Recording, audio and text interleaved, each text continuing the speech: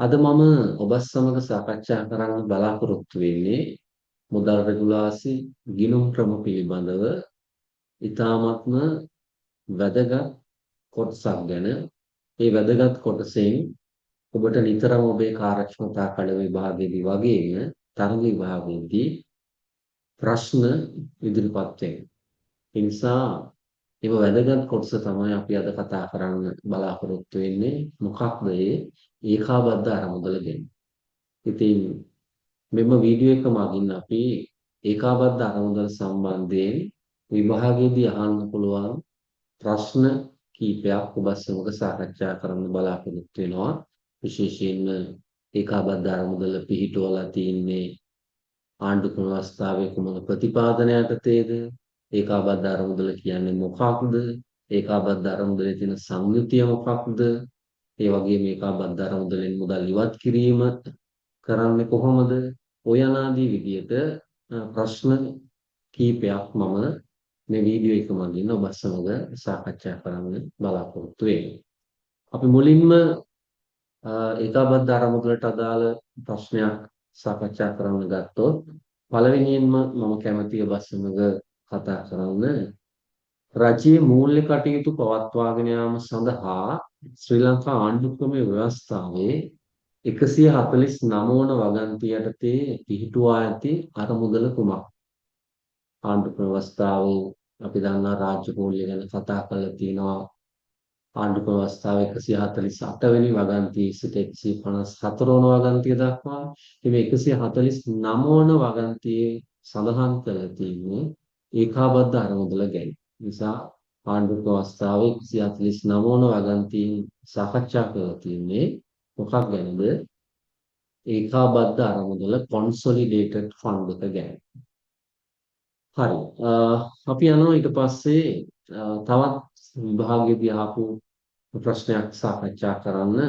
ඒකාබද්ධ අරමුදල යන්න කෙටියෙන් පැහැදිලි කරනවා. ඒකාබද්ධ අරමුදල යන්න කෙටියෙන් පැහැදිලි කරන්න. ඒතකොට ඒකාබද්ධ අරමුදල යන්න කෙටියෙන් පැහැදිලි කරන්න කිව්වහම අපි ඒකට ලබා දීපු ලකුණු ප්‍රමාණය ගැන පොඩ්ඩක් සැලකිලිමත් වෙන්න ඕන. ඒ ලකුණු ප්‍රමාණයත් එක්ක තමයි අපේ පිළිතුර කොච්චර දීර්ඝ කරනවද කියලා අපි තීරණය කරන්න ඕන. සාමාන්‍යයෙන් ලකුණු 4කට 5කට එහුවොත් ඔයාට සාමාන්‍ය කෙටි පිළිතුරක් දීගෙන යන්න පුළුවන්. නමුත් ලකුණු 10ක වගේ ප්‍රශ්නයක් ඇහුවොත් ඒකාබද්ධ අරමුදල යන්න පැහැදිලි කරන්න කිව්වොත් ඊට වඩා වැඩි විස්තර තියෙන පිළිතුරක් ඔබෙන් බලාපොරොත්තු වෙනවා. මේ උදාහරණයක් විදිහට කිව්වොත් ඒකාබද්ධ අරමුදල කියන්නේ මොකක්ද? ඒකාබද්ධ අරමුදලේ තියෙන සංයුතිය මොකක්ද? ඒකාබද්ධ අරමුදලෙන් මුදල් ඉවත් කිරීම කළ හැකි කෙසේද? ඒකාබද්ධ අරමුදලෙන් දරන ප්‍රධාන වියදම් දෙවර්ගය මොනවාද? ඔය අනාදී විදිහට ලොකු විස්තරයක් කරන්නත් පුළුවන්. නැත්නම් ලකුණු 4ක වගේ ප්‍රශ්නයක් ඇහුවොත් ඊට වඩා කෙටි උත්තරයක් දීලා ඒ ලකුණු ප්‍රමාණය රැස් කරගන්න පුළුවන්. ඉතින් ඒකාබද්ධ අරමුදල ගැන අහපු ප්‍රශ්නයකට ලබා දීපු ලකුණු ප්‍රමාණයත් එක්ක තමයි අපි කොච්චර දීර්ඝ උත්තරයක් ලියනවද කියලා තීරණය වෙන්නේ. ඉතින් ඒක ඔබගේ විභාගයට අදාළ තියෙන කාලයත් එක්ක කළමනාකරණය කළ යුතු වෙනවා. ඒ ලකුණු ප්‍රමාණයත් එක්ක. ඉතින් විභාගයකට ප්‍රශ්නයක් එක්ක ලකුණු ප්‍රමාණයක් දෙන්නේ ඒ සඳහා කොච්චර දිගු පිළිතුරක් අපේක්ෂා කරනවද එහෙම නැත්නම් කෙටි පිළිතුරක් අපේක්ෂා කරනවද කියලා ඒ අයදුම් කරුවාට අවබෝධයක් ලබා දෙන්න. ඉතින් ඒ අවබෝධයත් එක්ක තමයි අපි විභාගෙදී කොච්චර දීර්ඝ පිළිතුරක් ලබා දෙනවද එහෙම නැත්නම් ඊට වඩා අඩු තොරතුරු ඇතුළත් කරලා පිළිතුරක් ලබා දෙනවද තීරණය කරන්නේ.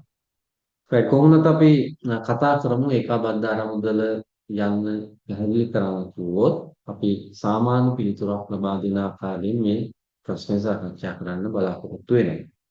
ඒතකොට ඒකාබද්ධ අරමුදල පිහිටුවල තියෙන අපි දන්නවා ආණ්ඩුක්‍රම ව්‍යවස්ථාව 149 වෙන වගන්තියෙන් බව.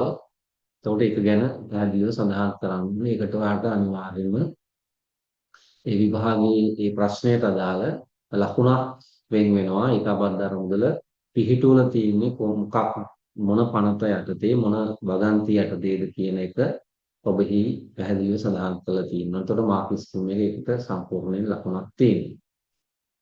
ඊට පස්සේ ඒකාබද්ධ අරමුදල ගැන කියද්දී කිය යුතු වැදගත්ම දේ තමයි ඒකාබද්ධ අරමුදලට ලැබෙන මුදල් මොනවදනේ? ඒකාබද්ධ අරමුදලට ලැබෙන මුදල් මොනවද කියලා කිව්වොත් ඒ වරිපනම් බදු වෙන්න පුළුවන්, බදු වෙන්න පුළුවන්, ගාස්තු වෙන්න පුළුවන්, එහෙම නැත්නම් තීරු බදු වෙන්න පුළුවන්. ඒ වගේම තමයි නිශ්චිත කාර්යයක් සඳහා වෙන් කරනු නොලැබූ සියලුම ලැබීම් ඒකාබද්ධ අරමුදලට මුදල් ලැබීම් විදිහට අපි හඳුනා ගන්නවා. ඒකාබද්ධ අරමුදලට මුදල් ලැබීම් විදිහට වරිපනම් වෙන්න පුළුවන්, බදු වෙන්න පුළුවන්, ගාස්තු වෙන්න පුළුවන්. ඒ වගේම නිශ්චිතව සඳහන් කරලා නැත්නම් යම්කිසි ආදායමක් මෙන්න මේ ආදායමට බැර කළ යුතුයි කියලා එසේ නොවන සෑම ලැබීමක්ම අනිවාර්යයෙන්ම ඒකාබද්ධ අරමුදලට මුදල් ලැබීමක් විදිහට තමයි හඳුන්වන්නේ. දැන් උදාහරණයක් විදිහට කිව්වොත් සමහර මුදල් ලැබීම් සමහර අරමුදල් වලට වෙනමම බැර කළ යුතුයි කියලා නිශ්චිතවම සඳහන් කරලා තියෙනවා. ඒ අරමුදලට අදාළ පනතේ. දැන් උදාහරණයක් විදිහට අපි කිව්වොත් සේවක අර්ථසාධක අරමුදල් කියන අරමුදලට ලැබෙන මුදල් ලැබීම් කිසිම ලැබීමක් අපිට ඒකාබද්ධ අරමුදලට බැර කරන්න බෑනේ. ඒවා කෙලින්ම අර්ථසාධක අරමුදලටම තමයි බැර කළ යුතු වන්නේ. මොකද අර්ථසාධක අරමුදල පිහිටවන අවස්ථාවේ ඒකට ලැබෙන මුදල් මොන මාර්ගයෙන්ද ලැබිය යුත්තේ කියලා නිශ්චිතව සඳහන් කරලා තිනවා.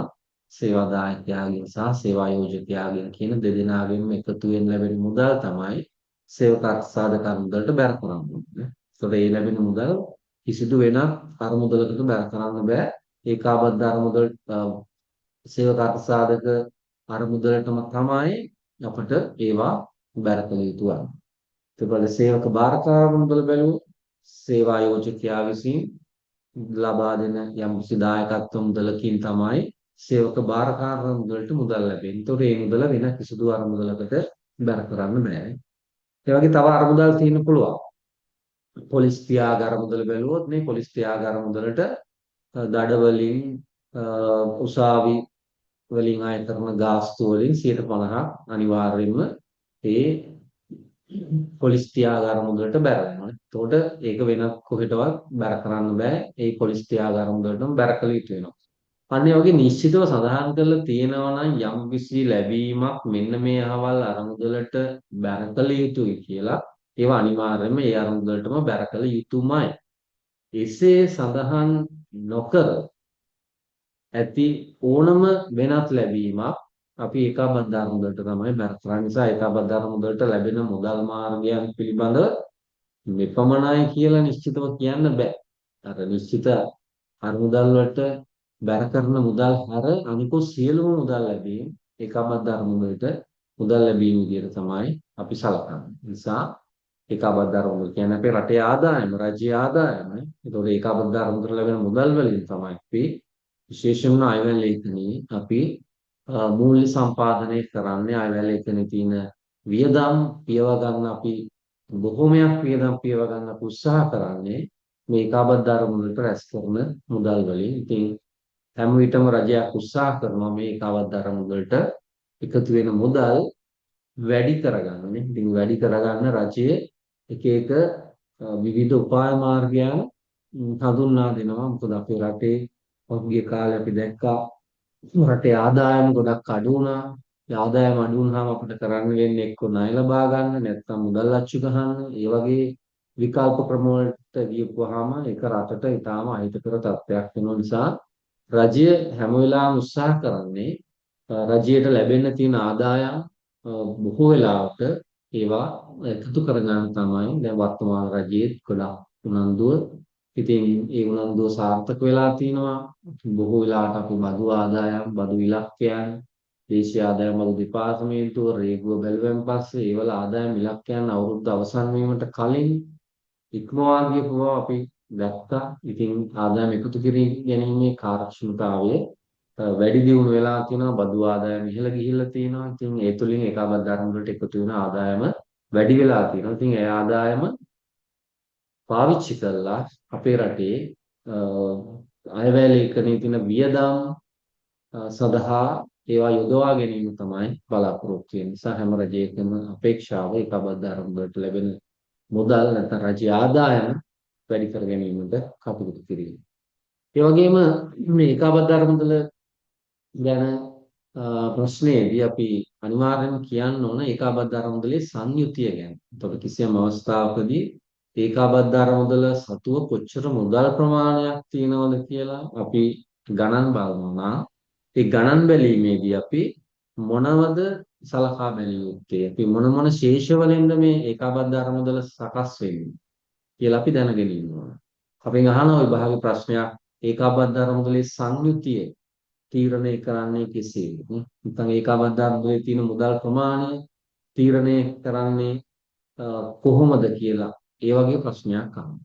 ඒ නිසා අපි ඒකාබද්ධ මුදලේ තියෙන ශේෂය නේ. එතකොට අපි කිව්වොත් මෙන්න මේ අවස්ථාවේ ඒකාබද්ධ මුදලට මෙන්න මෙච්චර මුදල් ප්‍රමාණයක් අපි ගාව තියෙනවා. ඒකාබද්ධ මුදලේ යටතේ.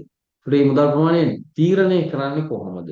මොකක්ද මේ ඒකාබද්ධ මුදලේ තියෙන මුදල් ප්‍රමාණය තීරණය කිරීමේදී අපි මොන තැන්වල තියෙන මුදල්ද මේකට අදාළ කරගත යුත්තේ කියලා විභාගෙදී ප්‍රශ්නයක් අහනවා.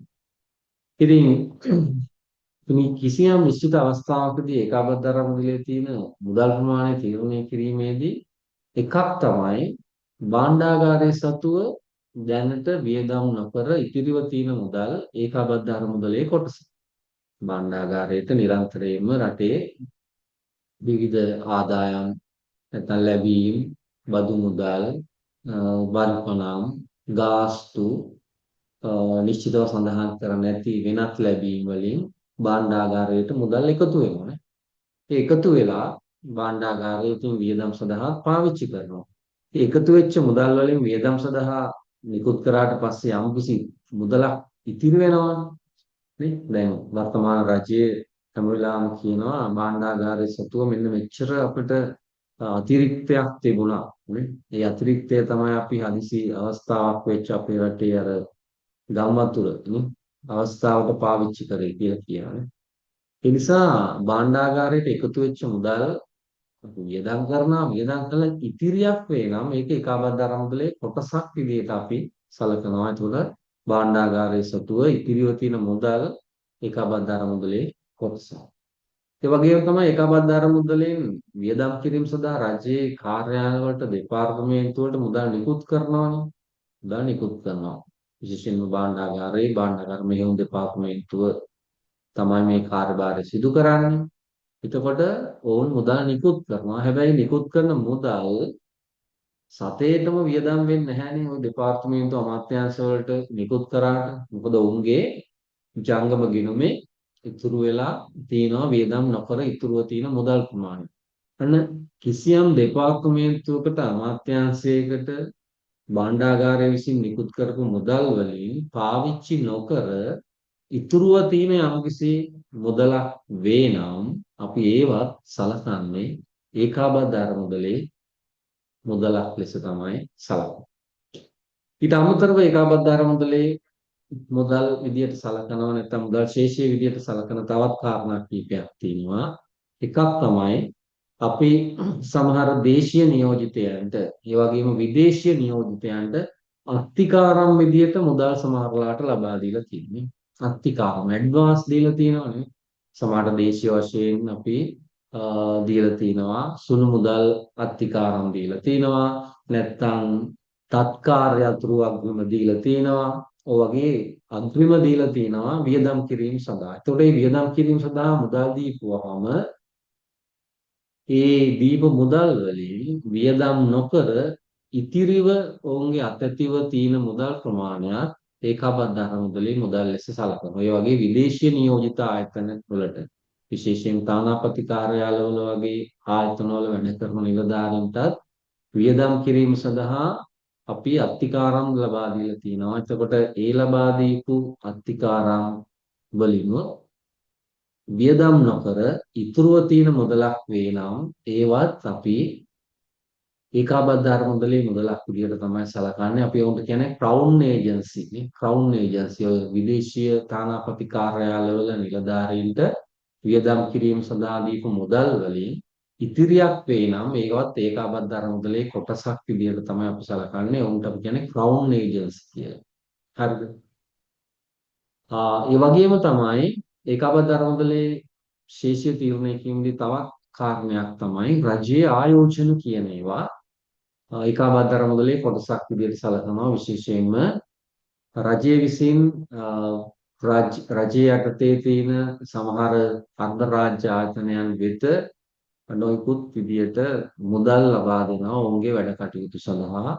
ඉතින් එවැනි අර්ධ රාජ්‍ය ආයතනයන් සමහරලාට තමන්ගේ අතිරික්ත මුදල් ඔවුන් ලාභ උපයලා එකතු කරගන්න මුදල් වගේම ඒ ලාභ උපයලා එකතු කරන මුදල් භාණ්ඩාගාරයට ලබා දෙනවා වගේම ඔවුනුත් ඒ මුදල්ලුත් සමහරලාට භාණ්ඩාගාරය විසින් ලබා දෙන මුදලුත් අතිරික්තයක් තියෙන අවස්ථාවකදී ඔවුන්ගේ මතු ප්‍රයෝජනය සඳහා සමහරට ඔවුන් භාණ්ඩාගාර බිල්පත්‍රවල භාණ්ඩාගාර බැඳුම් කරවල වගේ දේවල් වල ආයෝජනය කළ තියෙන පුළුවන්. ඒවා අපි සලකන්නේ රජයේ ආයෝජන කියලා. ඒතකොට රජයේ ආයෝජනත් අපි සලකනවා ඒ වගේ ආයතන විසින් කරපු භාණ්ඩාගාර බිල්පත්‍රවල බැඳුම් කරවල වගේ කරපු ආයෝජන ඒකාබද්ධ අරමුදලේ කොටසක් විදිහට සලකනවා. මොකද ඒකාබද්ධ අරමුදලට එකතු වෙච්ච මුදල් තමයි උන්ට දුන්නේ. එතකොට ඒවා ඉතුරු සල්ලි නැත්නම් ඒවල අතිරික්ත මුදල් තමයි වුන් භාණ්ඩාගාර බිල්පත්‍රවල බැඳුම් කරවල වගේ ආයෝජනය කළා තියෙන්නේ. ඒවත් ඒකාබද්ධ අරමුදලේ මුදල් විදිහට තමයි අපි සලකන්නේ. ඒ නිසා නේ අපි මේ ප්‍රශ්නේ කතා කරේ ඒකාබද්ධ අරමුදල කියලා කියන්නේ මොකක්ද කියන එකට අපි කෙටියෙන් කිව්වා ඒකාබද්ධ අරමුදල පිළිටුවල තියෙන ආණ්ඩු අවස්ථාවේ 149 වන වගන්තියෙන් ඒ වගේම ඒකාබද්ධ අරමුදල කියලා කියන්නේ ඒකට ලැබෙන මුදල් මාර්ගයන් ගණනාවක් තිබුණා වරිපණම් බදු මුදල් ගාස්තු නිශ්චිත කාර්යයක් සඳහා වෙන කරනු ලැබූ අනිකුත් සියලුම ලැබීම් ඒ වගේම තමයි කිසියම් නිශ්චිත අවස්ථාවකදී ඒකාබද්ධ අරමුදලේ තියෙන මුදල් ශේෂය තීරණය කිරීමේදී අපි මොන වගේ දේවල්ද ඒ සඳහා සලකා බලන්නේ කියන එක ඉතින් කිව්වා භාණ්ඩාගාරයේ සිට ඉතුරුව තියෙන මුදල් ඊට පස්සේ රජයේ අමාත්‍යාංශ දෙපාර්තමේන්තුවට නිකුත් කළ උන් භාවිතයට නොගෙන ඉතිරිව තියෙන මුදල් ඒ වගේම දේශීය විදේශීය නියෝජිතයන් අත ඉතුරුව තියෙන මුදල් ඒ වගේම තමයි රජයේ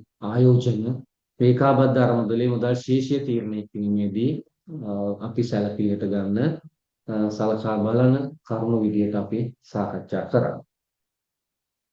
ඉතින් තවත් ප්‍රශ්නයක් කතා කරොත් අපි විභාගෙදී අහන්න පුළුවන් ඒකත් අපි මේ කලින් කතා කරපු පිළිතුර ඇතුළේම තියෙනවා. කිසියම් අවස්ථාවකදී ඒකාබද්ධ අරමුදලේ පවතින ශේෂය නිශ්චය කරන්නේ කෙසේද? ඉතින් ඒකට තමයි අර කරුණු කාරණා කීපේ වැදගත් වෙන්නේ ශේෂය නිශ්චය කරන්නේ කෙසේද?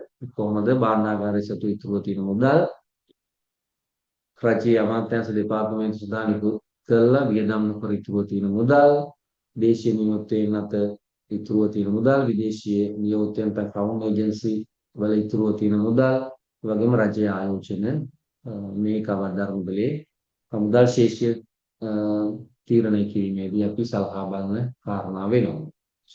ඒ වගේම තව ප්‍රශ්නයක් කතා කරොත් ඒකාබද්ධ අරමුදලේ පවතින මුදල් පිළිබඳව අධීක්ෂණය පවත්වාගෙන ලබන ආයතනයේ කුමක්ද කියලා. එතකොට මේ ඒකාබද්ධ අරමුදල තියෙන මුදල් අධීක්ෂණය කරන්නේ කවුද? ඉතින් අධීක්ෂණය පවත්වාගෙන යන්නේ භාණ්ඩාගාරය විසින්. එතකොට භාණ්ඩාගාරය තමයි මේ ඒකාබද්ධ අරමුදලේ තියෙන මුදල් අධීක්ෂණය කිරීමේ කාර්යෙහි නියුක්ත වෙන්නේ. ඒකට ලැබෙන මුදල් වියදම් කිරීම මේ සියල්ල භාණ්ඩාගාරය විසින් තමයි මේ අධීක්ෂණ කටයුතු සිදු කරන්නේ ඒකාබද්ධ අරමුදල පිළිබඳව. ඊට පස්සේ තවත් ප්‍රශ්නයක් කතා කරොත් අපි කලින් කතා කරපු දේවල් වලින් විස්තර වෙන ඒකාබද්ධ අරමුදල සඳහා ලැබීම් මොනවාදයි නම් කරන්නේ. ලැබීම්. ඉතින් මම කලිනුත් කතා කරා අයබදු, මේ ආදායම් බදු, තීරු ගාස්තු, ඒ වගේම වරිපණම් හා ගාස්තු නිශ්චිත කාර්යයක් සඳහා වෙන් නොකරනු ලැබූ සියලුම මුදල් ඒකාබද්ධ අරමුදලට මුදල් ලැබීම් ලෙස අපි සලකනවා. ඊට පස්සේ මම තවත් ප්‍රශ්නයක් කතා කරන්න බලාපොරොත්තු වෙනවා. ඒකාබද්ධ අරමුදලින් කෙරෙන ප්‍රධාන වියදම් දෙක මොනවාද? ඒකාබද්ධ අරමුදලින් කෙරෙන ප්‍රධාන වියදම් දෙක මොනවාද? ඒකාබද්ධ අරමුදලෙන් කරන ප්‍රධාන වියදම් දෙකක් තියෙනවා. එකක් තමයි සැපයුම් සේවා වියදම්. අනිත් එක තමයි විශේෂ නීති සේවා වියදම්. ඉතින් මේක ගැන අපි වැඩිදුර අපි ඊළඟ ප්‍රශ්නයකදී සාකච්ඡා කරන්න බලාපොරොත්තු වෙන නිසා මම ගොඩක් විටදී පැහැදිලි කරන්න යන්නේ නැහැ. ඒකාබද්ධ අරමුදලෙන් කරන ප්‍රධාන වියදම් දෙක මොකක්ද කියලා අහුවොත් ඒකේ පළවෙනි එක තමයි සැපයුම් සේවා සප්ලයි සර්විසස්. දෙවෙනි වියදම තමයි විශේෂ නීති සේවා ස්පෙෂල් ලෝ සර්විසස් කියන එක. මම ඊළඟ වීඩියෝ එකදී මේක වඩා පැහැදිලි කරන්නම් විස්තරාත්මකව මොකක්ද මේ සැපයුම් සේවාවන් සහ විශේෂ නීති සේවාවන් කියන්නේ මොකක්ද කියලා. ඊළඟට මම කතා කරන්න කැමතියි ඒකාබද්ධ අරමුදලට වැය බරක් වන ගෙවීම් වර්ග දෙකක් සඳහන් කරන්න. ඒකාබද්ධ අරමුදලට වැය බරක් වන. ඒ කියන්නේ ඒකාබද්ධ අරමුදලෙන් වියදම් කරන නැත්නම් ඒකාබද්ධ අරමුදලට හර කළ හැකිනේ. අපි ඒකාබද්ධ අරමුදලට මුදල් එකතු වීම කියලා කියන්නේ ඒකාබද්ධ අරමුදලට මුදල් බැර වෙනවා කියන එක. එතකොට ඒකාබද්ධ අරමුදලට හර කරන්නේ. ඒ කියන්නේ ඒකාබද්ධ අරමුදලෙන් දරන වියදම් දෙකක් මොනවද කියලා කියනවා. ඉතින් ඒ වියදම් අතර එකක් අපිට කියන්න පුළුවන් මේ ඒකාබද්ධ අරමුදල කළමනාකරණය කිරීම සඳහා ඒකාබද්ධ අරමුදලට මුදල් රැස් කිරීම සඳහා කිසියම් වියදමක් වේ නම් ඒ වියදම ඒකාබද්ධ අරමුදලෙන් දරන්න පුළුවන් නැත්නම් ඒකාබද්ධ අරමුදලට හර කරන්න පුළුවන්. ඒකාබද්ධ අරමුදලට මුදල් එකතු කිරීම කළමනාකරණය කිරීමේදී අපට දරන්න තියෙන කිසියම් වියදමක් වේ නම් ඒක අපට පුළුවන් ඒකාබද්ධ අරමුදලට හර කරන්න නැත්නම් ඒකාබද්ධ අරමුදලෙන් ඒක දරන්න. අපිට තවත් එසේ දැරිය හැකි වියදමක් සම්බන්ධ කරන්න පුළුවන්. ඒක තමයි අපි දන්නවා පාර්ලිමේන්තුව තුළ විසර්ජන පුනත් කෙටුම්පත සම්මත වුණාන් පස්සේ ඒ සම්මත වෙච්ච විසර්ජන පනත් කෙටුම්පත උපයෝගී කරගෙන නැත්නම් ඒ විසර්ජන පනත් කෙටුම්පත මත අනුමත වෙච්ච වියදම් සඳහා අවශ්‍ය මුදල් ඒකාබද්ධ අරමුදලෙන් ගන්න පුළුවන්. ඉතින් ඒකාබද්ධ අරමුදල පාර්ලිමේන්තුව විසින් සම්මත කරපු විසර්ජන පනත වෙන්න පුළුවන්. එහෙම නැත්නම් පාර්ලිමේන්තුව ඊට කලින් සම්මත කරපු වෙනත් පනතක් වෙන්න පුළුවන්. ඒ පනත් මගින් කිසියම් වියදමක් දැරිය යුතුයයි නියම කරලා තියෙනවා නම් ඒ වියදමට අවශ්‍ය මුදල් ඒකාබද්ධ අරමුදලෙන් වියදම් කරන්න පුළුවන්. නැත්නම් ඒකාබද්ධ අරමුදලට හර කරන්න පුළුවන්. ඒතොර හැමදාම විසර්ජන පනත් කෙටුම්පත ඉදිරිපත් කිරීමෙන් රජයේ සේවකයන්ගේ පඩිනඩු විදුලි බිල, ජල බිල, දුරකථන, ගොඩනැගිලි හදන ඒවා, පාරවල් හදන ඒවා, යන්ත්‍ර සූත්‍ර ගන්නව යන ආදී වශයෙන් අයවැය ලේඛනයේ සම්මත වෙනවනේ පාර්ලිමේන්තුව ඉදිරිපත් කරන විසර්ජන පනත් කෙටුම්පත හරහානේ. ඒකට ඒ ඉදිරිපත් කරන විසර්ජන පනත් කෙටුම්පතෙහි සඳහන් ඕනම වියදමක් සඳහා ඒකාබද්ධ අරමුදලෙන් මුදල් වියදම් කරන්න පුළුවන්. ඒ වගේම මීට පෙර අවස්ථාවන් වලදී පාර්ලිමේන්තුව තුළ සම්මත කරපු පනතක් වේ නම් මේ පනතෙන් නියම කරලා තියෙනවා නම් මේ වියදම් ඒකාබද්ධ අරමුදල මගින් ගෙවිය යුතුයි කියලා ඒ සියලු වියදමුත් ඒකාබද්ධ අරමුදලට හර කරන්න පුළුවන් නේ. දැන් උදාහරණයක් දෙයක් කිව්වොත් ජනාධිපතිවරයාගේ වැටුප් විශ්‍රාම වැටුප් ඒකාබද්ධ අරමුදල මගින් ගෙවිය යුතුයි කියලා තියෙනවා ආණ්ඩු ක්‍රම ව්‍යවස්ථාව. විගණකාධිපතිවරයාගේ වැටුප් ඒකාබද්ධ අරමුදල මගින් ගෙවිය යුතුයි කියලා ආණ්ඩු ක්‍රම ව්‍යවස්ථාවේ කියලා තියෙනවා. ඉතින් එවැනි වියදම් ඒකාබද්ධ අරමුදලට හර කරන්න පුළුවන්. හර කරන්න පුළුවන්. ඒකාබද්ධ අරමුදලට හර කළ හැකි වියදම් මොනවද කියලා ඇහුවොත් එකක් තමයි ඒකාබද්ධ අරමුදලට මුදල් එකතු කිරීම හා කළමනාකරණය කිරීම සඳහා දැරීමට සිදුවන ඕනම වියදමක් ඒකාබද්ධ අරමුදලට හර කරන්න පුළුවන් නැත්නම් එහි වියදම් විදියට සලකන්න පුළුවන්. අනිත් එක තමයි පාර්ලිමේන්තුව විසින් සම්මත කරන ඕනම වියදමක් ඒක විසර්ජන පනත් කෙටුම්පත හරහා වෙන්න පුළුවන් නැත්නම් පාර්ලිමේන්තුව සම්මත කරපු වෙනත් පනතකින් වෙන්න පුළුවන්. ඒ කුමන පනතකින් හෝ බලය ලැබිච්ච වියදමක් ඔබට ඒකාබද්ධ අරමුදලෙන් ගෙවීම කරන්න පුළුවන්කම තියෙනවා. හරි. එතකොට අපි ඔන්න ඔය ප්‍රශ්න ටික තමයි මේ වීඩියෝ එකෙන් සාකච්ඡා කරන්න අපි බලාපොරොත්තු වෙන්නේ. අපි අලුත් ඊළඟ වීඩියෝ එකකින් මේස් ගැන වැඩිපුර තවදුරටත් කීපයක් කතා කරන්න බලාපොරොත්තු වෙනවා.